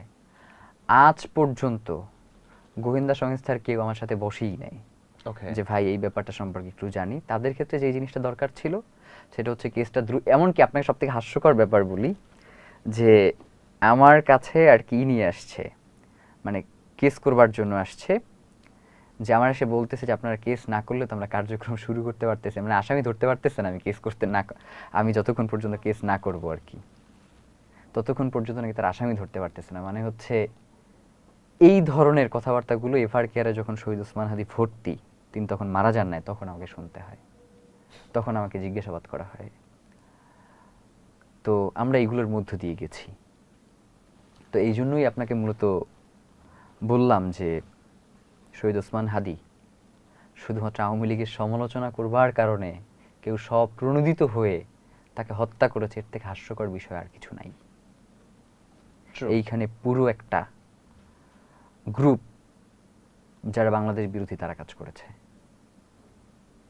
এই গ্রুপে আওয়ামী লীগের লোক আছে, এই গ্রুপে বিএনপির লোক আছে, এই গ্রুপে হয়তো জামাতের লোক আছে, এই গ্রুপে মানে এখানে আমি বলছি না যে আছে, হয়তো হয়তো থাকতে আছে, পারে। কারণ উনি যখনই কোনো প্রশ্নবিদ্ধ অবস্থা তৈরি হয়েছে উনি আওয়ামী লীগের সমালোচনা করেছেন, বিএনপি সমালোচনা করেছেন, জামায়াতের সমালোচনা করেছেন, এবং সবথেকে বড় NCP ব্যাপার, সমালোচনা এক্স্যাক্টলি করেছেন, সবথেকে বড় ব্যাপার যেটা উপদেষ্টাদের ভাই সমালোচনা করেছেন, যেটা করেছেন। সেটা হচ্ছে কি মাঝে মধ্যে দেখবেন যে আমাদের ব্যাপারেও বলা হয় যে শহীদ ওসমান হাদির হত্যার সাথে ইনকিলাব মঞ্চ জড়িত কিনা খতিয়ে দেখা হোক। এরকম এরকম বলা হয় না? আমরা হ্যাঁ হ্যাঁ তো আমাদের ক্ষেত্রে যেই ব্যাপারটা সেটা হচ্ছে আমরা তো অবশ্যই চাই যে এর পিছনে আমাদের কোনো হাত আছে কিনা ভাই, খতিয়ে দেখা মানে হোক। দ্য থিং ইজ ওসমান হাদির Exactly. হত্যাকাণ্ডের সাথে যদি আমিও জড়িত থাকি, Exactly, সেটা তো okay, আমি চাই, এটা সেটা তো আমি বলছি। প্রকাশ করেন এবং আমার বিচার করেন। এক্স্যাক্টলি এনিথিং সেটা তো আমি সবসময় বলে আসছি এবং এখনো বলি। কিন্তু এইখানে তো শুধুমাত্র জাবের জুমার নাম আসে না একমাত্র, মানে তারা যেইভাবে ই করার, এইখানে তো মির্জা আব্বাসের নাম আসছে, এখানে ওয়াকার সাহেবের নাম আসছে, এইখানে আওয়ামী লীগের হাসিনার নাম আসছে, এখানে তো অনেকের নাম আসছে। তাদের ব্যাপারে এই রাজনৈতিক দলটা কোনো ধরনের কথা বলে না কেন? মানে কি এইটা শুধুমাত্র তারা রাজনৈতিকভাবে কোণঠাসা করবার জন্য যে আমরা সত্য কথাগুলো বলি ওরা যাতে আর না বলে এই জন্যই বলে, নাকি তাদের দল থেকে এগুলো বলানো হয়? এগুলো আমরা জানতে চাই। কারণ তারা দীর্ঘদিন ধরে, যেমন আপনি দেখেন এই যে ফয়সাল করিম মাসুদ, সে কি বলছে? সে বলছে হচ্ছে জামাত বিএনপির একটা কথা বলছে জি না? জি জি, এরকম একটা স্টেটমেন্ট দিছে ওই যে হাঁটতে দিছে হাঁটতে। কিনা? হ্যাঁ, হ্যাঁ। তো সাংবাদিক দিকের দিকে আপনি খেয়াল করেন, সে কিন্তু একবারের জন্য বিএনপি শব্দটা সে শুনতে পায় না। জামাত সে জামাত জামাত জামাত, ওই যে একটা ঘোরের মধ্যে। আবার ফয়সাল করিম মাসুদ ইন্ডিয়ান সাংবাদিকের কাছ থেকে আপনি এক্স্যাক্টলি কি না, আশা আমি করবেন? এইটার ক্ষেত্রে যে ব্যাপারটা আমি আপনার একটু বুঝাইতে চেষ্টা করতেছি please. যে এইগুলো সবকিছু একটা ফ্রেম, ওকে। একটা পরিকল্পনা অংশ, এর বাইরে আর কিছু না। দেখবেন সবার কথার সুরটা গিয়া এক জায়গায় ঠেকে আর কি, ওই যে হারমোনির একটা ব্যাপার আছে না? তো তাদের প্রত্যেকের Scale. কণ্ঠে এই ধরনের একটা স্কেল আছে যেটার মধ্য দিয়ে তারা মূলত শহীদ ওসমান হাদির এই আত্মত্যাগকে তারা আর কি বিলীন করে দিতে চায়। কিন্তু যেই লোক ইতিহাসের অংশ হয়ে গেছে, যেই লোক অন্তত আগামী 1000 বছরের ইতিহাসে প্রাসঙ্গিক হয়ে থাকবেন, সেই লোককে 5 বছর 10 বছরের ক্ষমতায় এসে কি মুছে ফেলা যাবে? এটা কি চেষ্টাটা সম্ভব? করা ঠিক না, তাই না? মানে কারণ এটা কি সম্ভব? ওসমান হাদি তো কোনো দলের না, Exactly. কোনো আসনের না, কোনো শ্রেণীর না, কোনো ধর্মের না, কোনো পেশার না। উনি উনার যোগ্যতা দিয়েই সার্বজনীন একটা অবস্থানে চলে গেছে বলে আমি সাধারণ মানুষের সাথে কথা বলে ওই ভাইবটা আমি পেয়েছি। তো এই জন্যই আমরা বারংবার বলি যে শহীদ ওসমান হাদির হত্যাকারীদেরকে দ্রুত দেশে ফিরিয়ে আনা হোক। কারণ আমার কাছে যেমন পশ্চিমবঙ্গ পুলিশ যখন এনআইএর কাছে তাকে সরবরাহ করেছে, তখনই আমাদের কাছে একটু মনে হয়েছে যে ব্যাপারটা আরও দীর্ঘায়িত হওয়ার, এবং এর আগেই কিন্তু আমরা স্টেটমেন্ট দিয়েছি যে রেড নোটিশের নাম করে এই যে পাঠানোর ব্যাপারে যে বিলম্বিত করবার যে একটা ব্যাপার, এইটা যাতে না করা হয়, পররাষ্ট্র মন্ত্রণালয়ের পক্ষ থেকে যাতে অতি দ্রুত যোগাযোগ করে দেশে দ্রুত ফিরিয়ে আনার ব্যবস্থা করা হয়। যোগাযোগ করা হয়েছে? কোন অগ্রগতি? পররাষ্ট্র মন্ত্রণালয়ের পক্ষ থেকে তো যোগাযোগ দূরের কথা, মামলার বাদী আমি যখন ফোন করে তদন্ত কর্মকর্তাকে জিজ্ঞেস করি, উনি শুধু একটা কথাই কমন উত্তর, চেষ্টা করছি, এর বাইরে আর কোনো উত্তরও দিচ্ছে না। তো সেই ক্ষেত্রে আর কি এটা খুবই পরিষ্কার যে সদিচ্ছার যথেষ্ট অভাব আছে, সদিচ্ছার যথেষ্ট মানে অভাব আছে। এর বাইরে আর আমি তো জানি না আসলে, যে অনেকেই নাকি ক্ষমতায় বেশ কিছু শর্ত দিয়ে আসছে আর কি। আচ্ছা, না, রাজনৈতিক দলগুলোর পক্ষ থেকে কিন্তু বলা হয়, হ্যাঁ হ্যাঁ, এটা একজন আরেকজনের উদ্দেশ্যে তো বলে যে 3টে শর্ত বা 4টা 5টা শর্ত দিয়ে আসছে। সেই 4টা শর্তের একটা এমন কিনা যে শহীদ ওসমান হাদির হত্যাকারীদেরকে বিচারের মুখোমুখি করা যাবে না। Who knows? মানে জানতে চাওয়া আর কি, আমরা তো জানি না, আমরা তো অনেক কিছু জানতে চাইতে পারি, আমরা তো জনগণ, নিঃসন্দেহে। তো সেই জায়গা থেকে আমরা জানতে চাইলাম। এবং খুব ক্ষুদ্র জনগণ, ক্ষমতাহীন জনগণ, Exactly. সাধারণ মানুষ, মানুষের প্রশ্ন কত, মানুষের মধ্যে কত প্রশ্ন আছে না। আমি তো আপনার কাছে Okay. জানতে চাই, মানে আপনার কি এই প্রসঙ্গে বলা শেষ? তাহলে আমি পরের প্রসঙ্গে হ্যাঁ, যাব। হ্যাঁ, হ্যাঁ, ওকে, আমি এখনকার যে রাজনীতির মাঠ, এই রাজনীতির মাঠে যে বিরোধী দল এনসিপি এবং জামায়াতের যে জোটের আপনি অবস্থা দেখছেন, পূর্ববর্তী সরকারের সময়ের যেমন গৃহপালিত বিরোধী দল ছিল, যেমন জাতীয় পার্টি, আপনি কি তাদের ভিতরে সেরকম ছায়া দেখছেন কিনা? আমাকে যদি একটু প্রথমত বলেন। ব্যাপার যেটা, সেটা হচ্ছে মানে দুইটা রাজনৈতিক দল, মানে একদম বিরোধী দলে যারা আছে, যাদের নাম জি। আপনি উচ্চারণ করলেন, জামাত এবং এনসিপি, মোটা দাগে আর মোটা দাগে এরা তো 9টা দল আছে। প্রত্যেকেই বিগত ফ্যাসিবাদী আমলে কোনো না কোনোভাবে নির্যাতিত, নিপীড়িত, গুমখুন, হত্যার শিকার। তো যার কারণে তাকে জাতীয় পার্টির সাথে আমি মিলাইতে চাই না। আচ্ছা, কিন্তু তার যে বর্তমান সময়ের বেশ কিছু অবস্থান, মানে বাংলাদেশের জনগণ বিরোধী দলকে সবসময় একটা শক্তিশালী অবস্থানে দেখতে চায়। সে মনে করে যে সরকার দল যদি কখন ভুল করে, বিরোধী দলের ওই শক্তিশালী অবস্থানের কারণে সরকার দল সেই ভুল থেকে ফিরে আসতে বাধ্য হবে। সরকার দল যদি বিরোধী দল যদি শক্তিশালী না হয়, তাহলে সরকারি দল ফাংশন করে না। তো সেই জায়গা থেকে আমার কাছে মনে হয় যে বিরোধী দলকে অবশ্যই সংসদে যারা পাঠিয়েছে তাদের পক্ষে তাদের জোরালো অবস্থান প্রকাশ করতে হবে। শুধুমাত্র ওয়াক আউট করে সংসদ থেকে বের হয়ে আসলে চলবে না। তাদেরকে এর বিকল্প কি, বা আগামীতে রাষ্ট্র ক্ষমতায় গেলে তারা কি কি করবে, এই ব্যাপারগুলো তাদেরকে অবশ্যই পরিষ্কার করতে হবে। মানে শুধুমাত্র মানি না, কেন মানি না, বা হচ্ছে আমি হইলে কি করতাম, সেটাও তো বলতে হবে, সলিউশনটা বলতে হবে, সলিউশনটা তো অবশ্যই বলতে হবে। তো এই জন্য আমার কাছে মনে হয় যেটা, সেটা হচ্ছে বাংলাদেশে বিরোধী দলকে অবশ্যই সংসদে গণমানুষের কণ্ঠস্বর হয়ে উঠতে হবে। আমরা না একবার শুনছিলাম যে বিরোধী দল থেকে ছায়া সংসদ গঠন করা হবে, ইয়ে করা হবে, তারপর সেই আলাপগুলো এইটাই কোথায় তো উঠে আমি গেল? এইটা হয়তো আলাপে নিয়ে আসতাম, যে আপনার এইটা তো আর কি সরকার দল বলে না, বিরোধী দল বিরোধী দল থেকে বলা হয়েছে। তাহলে সেটা কই? আমি জানতে চাই, আপনি মানে- জানেন কিনা, আপনার কাছে কোনো তথ্য আছে কিনা? মানে তখন আমি খুব আশাবাদী হয়েছিলাম যে ও মানে ইয়েস, আমার দিস কাছে ইজ এ যেটা ভেরি পজিটিভ আমার কাছে চেঞ্জ যেটা গোইং মনে অন। হয় যে যারা বলছে তাদের কাছে তথ্য নাই, মানে তারা আসলে ছায়া সরকার করবে কিনা আর কি। আচ্ছা, এটা জাস্ট তো বলার জন্য বইলা বলা, ফেলছে। এমন আর কি আমার Political কাছে মনে statement। হইতেছে। নয়তো এই ব্যাপারে তো তাদের জোরালো একটা অবস্থান থাকবার কথা ছিল।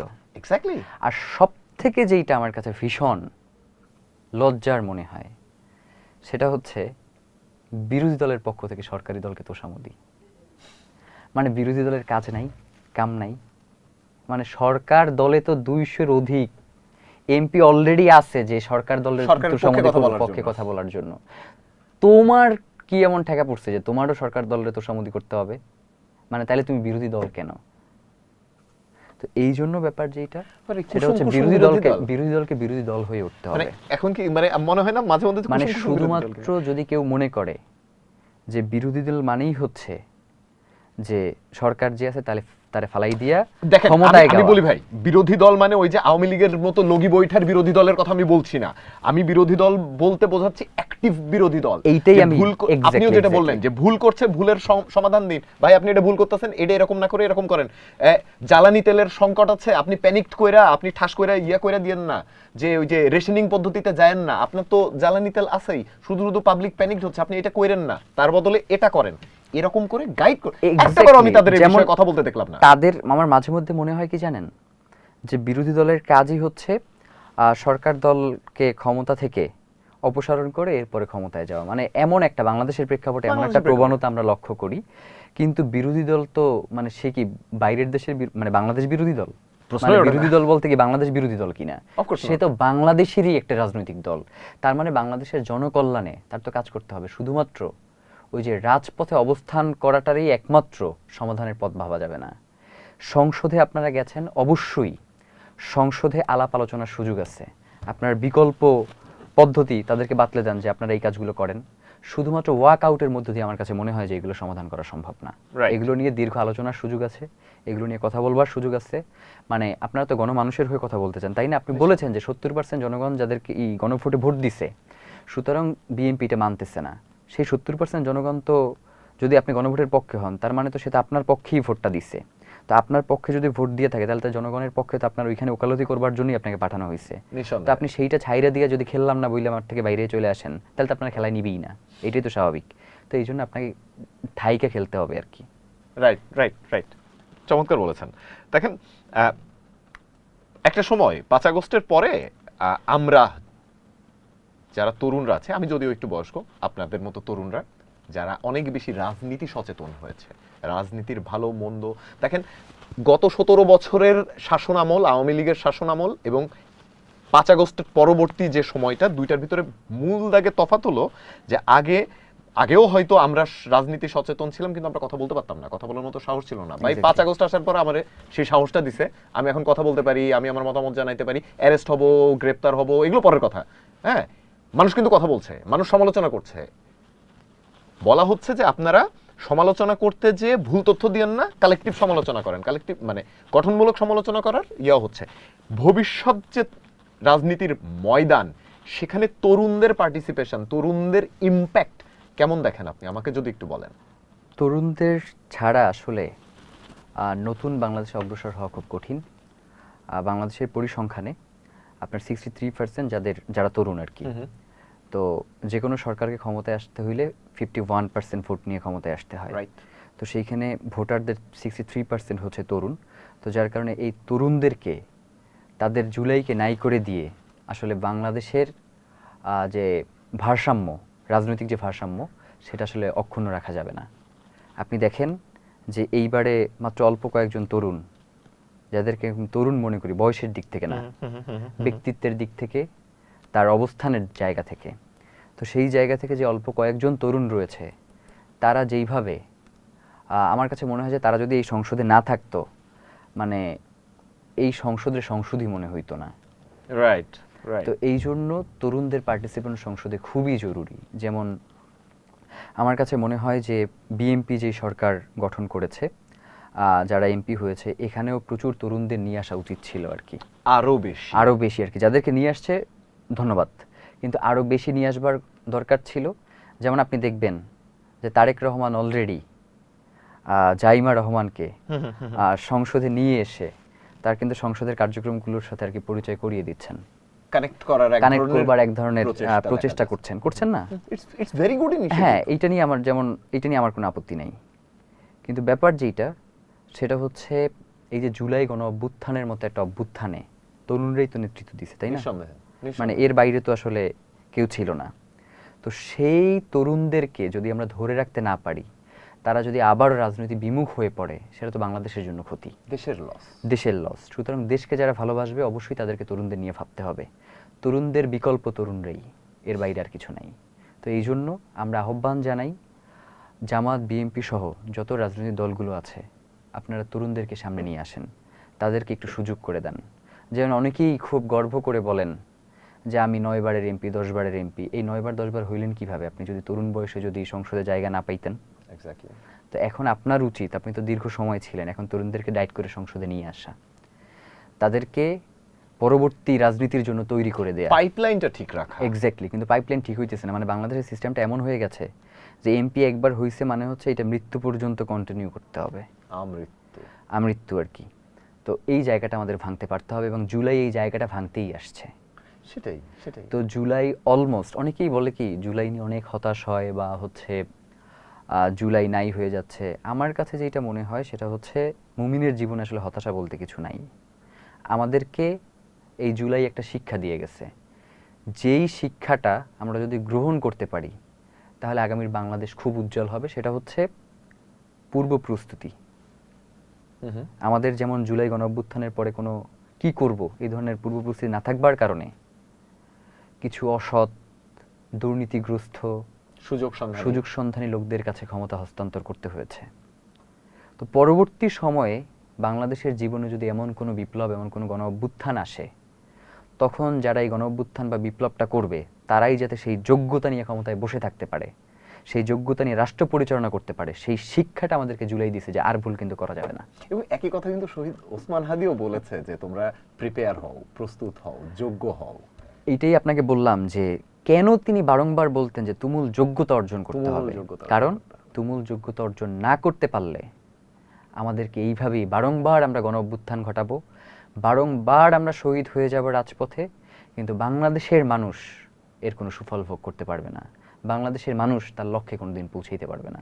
যেই লক্ষ্য নিয়ে, যেই দেশপ্রেম নিয়ে, যেই সততা নিয়ে বাংলাদেশের মানুষ আগামীর রাষ্ট্র পরিচালনা করতে চায়, আগামীর রাষ্ট্রকে দেখতে চায়, সেই দিকে আমরা যেতে পারবো না। তো এই জন্য আমাদের অবশ্যই জুলাইকে বাঁচিয়ে রাখতে হবে। জুলাই বাঁচবে আমাদের কর্মে, জুলাই বাঁচবে আমাদের যোগ্যতায়। এক্স্যাক্টলি ভাই, আপনি অনেক লম্বা সময় আপনার সাথে আমি আলাপ করলাম, অনেকগুলো বিষয়ে আমরা টাচ করলাম। আমরা অনুষ্ঠানের একদম শেষের দিকে আছি।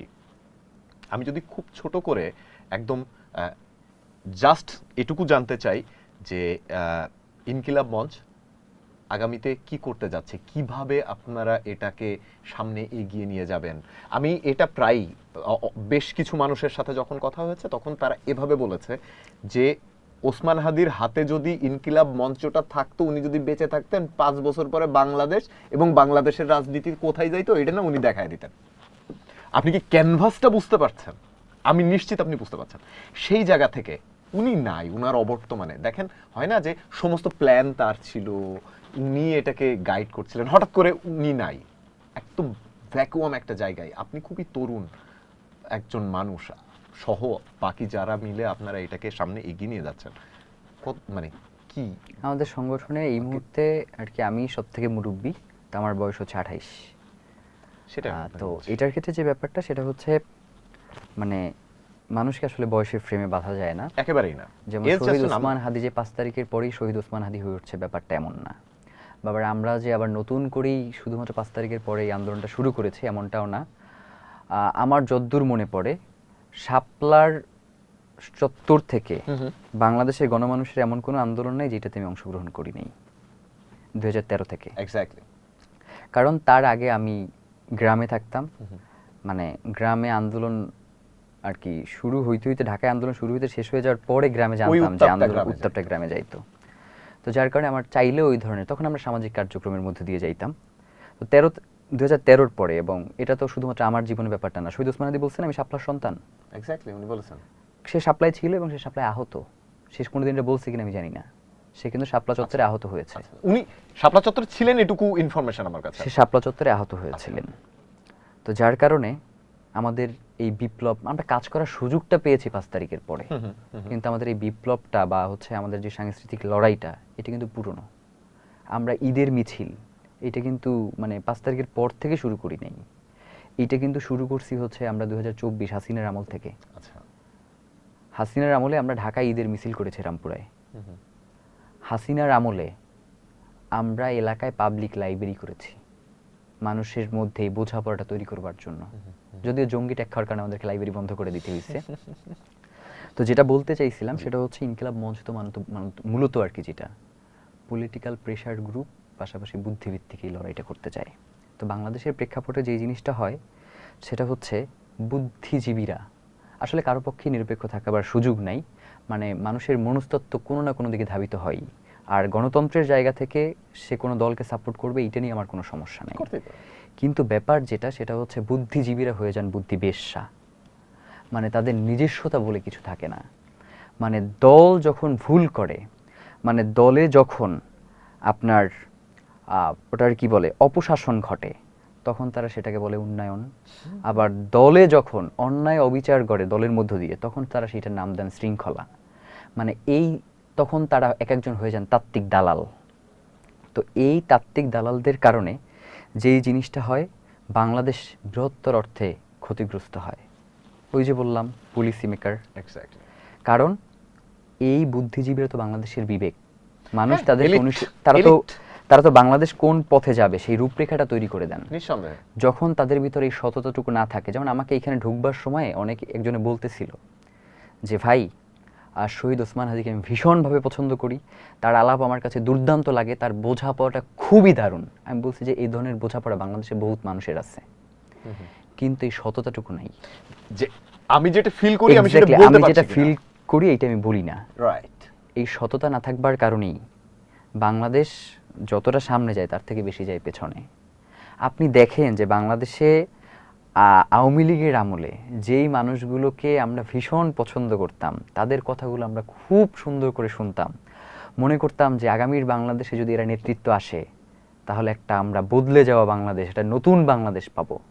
কিন্তু কি বিচ্ছিরিভাবে এখন তারা দালালি করতেছে, মানে আমার ভাবলেও কষ্ট লাগে যে এই মানুষগুলোকে একসময় আমরা হিরো ভাবতাম, মনে করতাম যে এরাই আগামীর বাংলাদেশের রূপরেখা তৈরি করে দিবে। তো এই জন্য যেই কাজটা শহীদ ওসমান হাদি শুরু করেছিলেন, মানে আমাদের থেকে তো কয়েক হাজার গুণ বেশি তার বোঝাপড়া ছিল এসব বিষয়ে। তিনি বুঝতে পারছিলেন যে আসলে শুধুমাত্র রাজপথ দিয়ে এদেরকে মোকাবেলা করা যাবে না, এদেরকে মোকাবেলা করতে হবে বুদ্ধি দিয়ে, এদেরকে মোকাবেলা করতে হবে তুমুল যোগ্যতা অর্জন করে, এদেরকে মোকাবেলা করতে হবে আমাদেরকে প্রতিষ্ঠান বানিয়ে, আমাদের আর্থিক সক্ষমতা অর্জন করে। যার কারণে তিনি ইনকিলাব কালচারাল সেন্টার প্রতিষ্ঠা করেছেন মানুষের চিন্তার জগতে পরিবর্তন আনার জন্য। ইনকিলাব মঞ্চ তিনি প্রতিষ্ঠা করেছেন মানুষের বুদ্ধিভিত্তিক লড়াইয়ের জন্য, পলিটিক্যাল প্রেশার গ্রুপ হিসেবে বাংলাদেশের রাজনৈতিক দলগুলোকে বাংলাদেশপন্থী করে রাখবার জন্য। এবং সেই সাথে আমাদের আর্থিক সক্ষমতা অর্জন করবার জন্য আমাদের বেশ কিছু প্রতিষ্ঠান অলরেডি প্রক্রিয়াধীন ছিল, যেগুলো আমরা সামনে শুরু করব, যেগুলো আমরা শুরু করতে পারি নাই, তবে আমরা শুরু করে দিয়েছি অলরেডি। এবং অলরেডি আমরা বেশ কিছু আর্থিক প্রতিষ্ঠানও সামনের দিকে এগিয়ে নিয়ে যাওয়ার চেষ্টা করছি। তো এই জন্য এই কথাটা এই জন্য বললাম, এই জন্য যে ইনকিলাব মঞ্চ মানে ওই যে বললাম না যে বিরোধী দল শুধুমাত্র একমাত্র ভেবেই নেয় যে রাজপথ সকল সমাধানের উৎস, একমাত্র বিকল্প ভাবলে হবে না, আমাদেরকে প্রচুর পরিমাণ বিকল্প খুঁজতে হবে। যেমন ভারতের কাছে তো আমরা নতজানু স্বীকার করেই বসে আছি বর্তমান সময়, ঠিক না? তো এই নতজানু যে স্বীকার করতে যদি না হয়, আমাদেরকে তো সেই ধরনের পরিকল্পনা আমাদেরকে গ্রহণ করতে হবে। তো এই পরিকল্পনাগুলো গ্রহণ করতে গিয়ে যেমন হচ্ছে আমাদের ক্ষেত্রে যেই জিনিসটা হয়, আমরা খুব উদার, আমরা শর্তহীন চুক্তি করি। আমাদের প্রত্যেকটা চুক্তি হবে শর্তযুক্ত, এবং সেক্ষেত্রে আমাদের বাংলাদেশকে প্রাধান্য দিয়ে কাজ করতে হবে। আমাদের সীমান্ত, আমাদের ট্রানজিট, আমাদের শিল্প সাহিত্য সংস্কৃতি, প্রত্যেকটা জায়গার ক্ষেত্রে বিনিময় থাকবে। আমাদের পানির হিস্সা, এটাই বললাম যে আমাদের প্রত্যেকটা সেক্টরে। আর সব থেকে বড় ব্যাপার যেটা, সেটা হচ্ছে আমাদের একক নির্ভরশীলতা কমাইতে হবে। আমরা প্রচুর পরিমাণ একক নির্ভরশীল হওয়ার কারণে আমাদেরকে তারা চাপে ফেলতে পারে। আমাদেরকে প্রত্যেকটা সার্কভুক্ত দেশের সাথে, এশিয়ার রাষ্ট্রগুলোর সাথে আমাদের বাণিজ্যের উন্নতি ঘটাইতে হবে। আমাদের সামনে তো একদম সুস্পষ্ট উদাহরণ হিসেবে নেপাল, ভুটান আছে, যারা শক্তিধর রাষ্ট্রগুলোর মাঝখানে থেকেও কীভাবে ভারসাম্য রক্ষা করে চলতেছে। তো এই উদাহরণগুলো তো আমাদের সামনে। তো এত উদাহরণ থাকবার পরেও বাংলাদেশের মানুষের স্বতঃস্ফূর্তভাবে এগুলোর প্রতি সমর্থন থাকবার পরেও কেন আমরা পারি না? কারণটা হচ্ছে আমরা আর কি আগেই নিজেদেরকে পারি না যে, বা নতজানু স্বীকার করে নেই, আমরা নতজানু স্বীকার করে নেই, মনে করে ফেলি। হ্যাঁ, এক্স্যাক্টলি। মানে হচ্ছে আপনি যত যাই বলেন, ইরান এবং হচ্ছে যে আমেরিকা, মানে কোনোভাবেই কি আপনার বলবার সুযোগ আছে যে ইরান আমেরিকার থেকে বেশি শক্তিশালী? না, একেবারে না। মানে ওই সামরিক সক্ষমতার দিক থেকে, মানে কিন্তু ইরানের পরিসংখ্যান তো এটা সাপোর্টই করে না। কিন্তু ইরানের মানুষের তার যেই নিজস্ব মূল্যবোধ, তার যেই দেশপ্রেম, এক্স্যাক্টলি, মানে এইগুলো থেকেও যদি আমরা শিক্ষা নিতে না পারি, তাহলে তো আসলে আমাদের উত্তরণের কোনো পথ নাই। যেমন সাংস্কৃতিক আধিপত্য এবং সাংস্কৃতিক বিনিময় কিন্তু আলাদা জিনিস, অনেকেই দুইটাকে মিলিয়ে ফেলে। মানে যেই জিনিসটা আমার ভালো, আল্লাহ রাসূল বলছে না যে চীন দেশেও জ্ঞান অর্জনের জন্য সফর করো। তো মানে কি, মানে ওইখানে শিক্ষার ব্যাপারটা আছে, এই জন্যই তো বলছে। বা হচ্ছে যে কোনো জায়গায় যেখানে ভালো তুমি সেইখানে যাও, বলছে তো। বলছে কিন্তু আমরা যেই কাজটা করি সেটা হচ্ছে পৃথিবীব্যাপী আমরা চষে বেড়াইয়া ওর যত যা খারাপ ওইগুলো আমি গ্রহণ করি, ভালো কোনো কিছুই গ্রহণ করি না। যেমন গতকালকে একজন একটা পোস্ট পড়তেছিলাম যে আপনার বাংলাদেশের মানুষকে বিদেশের মানুষ এসে কীভাবে চিনবে, তার বিভিন্ন প্রতিষ্ঠানে যাবে, তার মানুষের সাথে কথা বলবে, এর মধ্য দিয়ে তো সে বাংলাদেশকে জাজ করবে। রাইট। এই যে বাংলাদেশের যে জাতীয় মসজিদ বাইতুল মোকাররম, মানে ধুলা থাকে 5 ফিট উঁচু, মানে কথার কথা বললাম যে এত পুরো ধরেন 5 ইঞ্চি পুরো ধুলার আস্তরণ পড়ে থাকে। বাংলাদেশের যে জাতীয় গ্রন্থাগার সেটার ওয়াশরুমে যাওয়ার মতো কোনো ব্যবস্থা নাই, এবং ধুলা ময়লায় কি একটা বেহাল অবস্থা। তো মানে আমাদের বাংলাদেশে যারা আর কি রাষ্ট্র পরিচালনা করে এরা তো প্রত্যেকেই বিদেশে যায়, অনেকের বাড়ি গাড়ি আছে, ওনরা ওইখানে বসে লাইফ লিড করে, ওনরা কি এই প্রতিষ্ঠানগুলো দেখে না? মানে ওনাদেরকে একবারও মনে হয় না যে এই প্রতিষ্ঠানগুলো আমাদের দেশে করা উচিত? ওরা যেইভাবে শিল্প সাহিত্য সংস্কৃতিতে আগায় গেছে, আমাদেরও শিল্প সাহিত্য সংস্কৃতিতে আগায় যাওয়া উচিত নিজস্ব সংস্কৃতির উপর ভিত্তি করে। মানে এই ফিলটা কেন আসে না? আমরা এই জায়গাটা দিয়ে কাজ করতেছি। আমরা ইনকিলাব মঞ্চ বাংলাদেশের জন্য, বাংলাদেশের মানুষের মনস্তত্ত্বের পাশাপাশি বাংলাদেশের এই প্রতিষ্ঠানগুলোকে আমরা পরিবর্তন করতে চাই, সেটা হোক রাজনৈতিক, হোক সামাজিক, হোক সাংস্কৃতিক। একমাত্র এই প্রতিষ্ঠানগুলো পরিবর্তনের মধ্য দিয়ে, মানুষের মনস্তত্ত্বের পরিবর্তনের মধ্য দিয়ে কেবলমাত্র আমরা যেই বাংলাদেশের স্বপ্ন দেখি, আমি, আপনি, আমরা, সেই স্বপ্নের দিকে এগিয়ে যেতে পারবো। এর বাইরে আসলে এর আমাদের বাইরে কাছে আর কোনো সুযোগ এর নাই। কোনো তত্ত্ব নাই। আপনি Exactly. অসাধারণ বলেছেন জাবের ভাই। আপনি এত লম্বা সময় স্টুডিওতে এসে আমাদেরকে সময় দিলেন, আমার দর্শকদেরকে সময় দিলেন, অনেকগুলো আসপেক্টে আমরা আলাপ করলাম। আপনাকে অনেক অনেক ধন্যবাদ। আপনার জন্য শুভকামনা, ইনকিলাব মঞ্চের জন্য শুভকামনা, শুভকামনা ওসমান হাদি ভাইয়ের পরিবারের জন্য, তারা যেন সুস্থ থাকেন, ভালো থাকেন। কতটুকু ভালো থাকতে পারবেন সেটা নিয়ে একটা বড় প্রশ্নবোধক চিহ্ন আছে, যে মাথার উপরে বট গাছটা না থাকলে মানুষটা, বাকি মানুষগুলো কত দূর ভালো থাকে এটা আমরা সবাই বুঝি। আপনাকে অনেক ধন্যবাদ ভাই। আপনার প্রতি আমার ভীষণ কৃতজ্ঞতা যে আপনি এত সুন্দর, মানে আমার কাছে মনে হয় কি, আমরা তো আসলে মানুষের সাথে কথা বললে বুঝতে পারি যে আসলে ভিতর থেকে আসলে কতটুকু আসে। এই উপলব্ধি বোধটু তৈরি হয়েছে শহীদ ওসমান হাদির সাথে থাকতে থাকতে। মানে উনি যখন কথা বলতেন তখন আমার কাছে মনে হইতো যে উনি এইখান থেকে বলেন, উনি এইখান থেকে বলেন আর কি। তো সেই জায়গা থেকে আজকে আপনার সাথে বসেও আমার কাছে মনে হয়েছে যে শহীদ ওসমান হাদি, সেই শহীদ ওসমান হাদিকে আপনি ব্যক্তি শহীদ ওসমান হাদি হিসেবে উন করেন না, আপনি শহীদ ওসমান হাদিকে বাংলাদেশের ম্যাপে ফেলে বাংলাদেশের পতাকার যেই উজ্জ্বলতা, তার যেই উঁচু হয়ে উড়বার যেই মানসিকতা, সেই জায়গা থেকে আপনি শহীদ ওসমান হাদিকে ফিল করেন। এই ফিলের জায়গাটা মূলত বাংলাদেশ। তো আমাদের সবার জায়গাটা সেম।